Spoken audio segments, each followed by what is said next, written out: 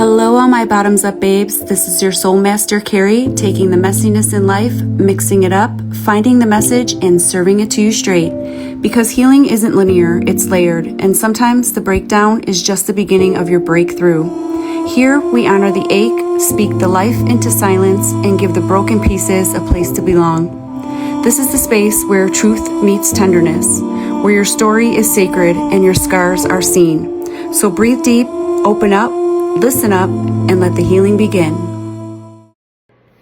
Hello, all my bottoms up babes. This is your soul tender Carrie, taking the messiness in life, shaking it up, and finding a message and serving it to you straight. I come to you today because I want to talk to you about the presence of being present. Today we live in such a fast-paced world. The economy is ever growing. Everybody is one step ahead of themselves. Nobody is really present anymore. All we see is this, people looking down on their phones, not even realizing what's going on around them. Crime has increased. It's scary, to say the least.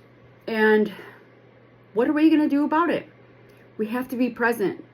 We have to start looking at our surroundings and being alert of the things that we're doing in our lives. Most importantly, for the people that are in our lives. So many people have encountered mental illness, and I don't think it's because they're mentally ill per se. I think it's because it's the lack of love, the lack of attention, the lack of feeling present, that they're important. Everybody is so in tune with their phones, electronics, whatever, insert whatever word you want to say, that people are resorting to drugs and people are resorting to alcohol, things that are, affecting the mind and making a mental impact on people's minds, which then is becoming the mental illness end of it. Because people aren't feeling that emotion or that attachment anymore, and it's such a disattachment. It's sad. It truly, truly is sad. I want to tell you a story, and I pray that I get through it without crying, because it tears at my heart every time that I tell it. So during my abuse and all the crazy trauma that I was going through, I wasn't really present. I wasn't present in the present moment because I was losing my own mind. I was running from the devil, literally. And because of that, my mental illness, my health, everything had started to deteriorate. I was no longer happy. I was miserable. I was lack of sleep, malnutrition, all of that. And, my kids, they suffered not because they were around any of the physical abuse part of it, but they were around me, who was miserable inside. I remember my poor daughter walking up to me and telling me, "Mommy, look, I made this picture."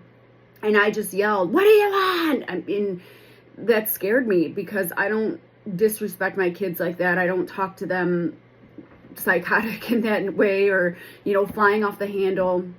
And that's when I knew that I needed help, because my emotions were so on high from the scarcity and the fear of running away from an abuser and trying to have protection and survive, that I wasn't in the present moment. And so as I began to get help and see a therapist and come around to being in the present moment, that's when I realized how much I had already lost. And the one thing that we can't get back in this life is our time. What has happened in the past, you can't take back, you can't bring back, you can't buy back. So being present is so incredibly important. While my kids were handling me on edge, my ex had a woman whom he was dating. She moved into their home, his home, and she was abusive to my children, and I did not know that. The next thing you know, my kids were on edge. My children's education started to decline.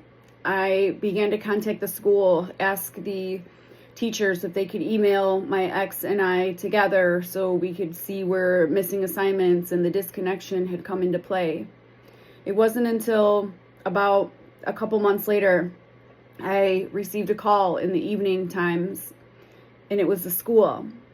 It was late. It was around 9 o'clock in the evening. So I thought for sure that this would be like some sort of voicemail or something like that the school bus was going to be on a different detour or something.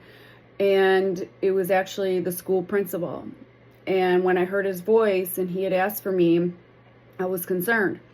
And he said, I'm sorry I called so late, but I am actually trying to go to sleep, and I saw something today that really caught my eye, and it's been bothering me all day, and I feel like I just cannot go to bed until I advise you of the situation.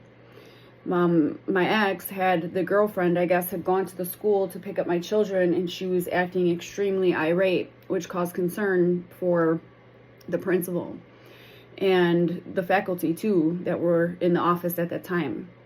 So upon research, seeing what's going on, it came to the conclusion after putting my kids in counseling that this woman was abusing my children, and not physically, but mentally, emotionally. She was doing things like she took this doll that looked like the famous Annabelle, like scary doll, and put it in my daughter's book bag. So when she would open her book bag in the morning to put her school lunch in there, that doll was in there that terrified her.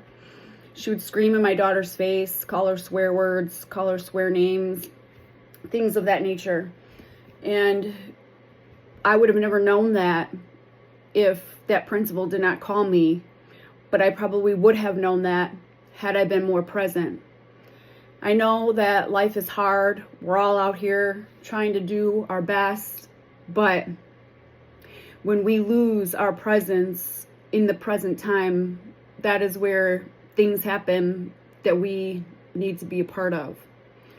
So I ask you that if you are out there and you're struggling, maybe on fast pace, you're, feeling that, well, for me, like I'm a single mom and, I feel like I have to work 1,000,000 hours in order to take care of my children. But maybe you need that one day to take a day and devote it to your children or to the people that are special in your life. Let them know that I understand I'm working so many hours, but I'm going to devote this one day with you.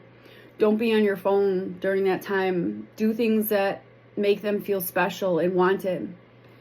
Because another thing too is I had a father who wasn't really present in my life, and I don't remember the toys my mom bought me or the random things that, maybe she did here and there.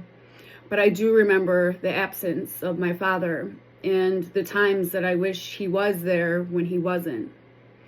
So if you're hearing this today and you are maybe avoiding situations and, maybe you haven't been present with your children or present and you think that, it's better off to grace people with your absence because maybe it's confrontational or stressful for you to be in the present moment throughout different things.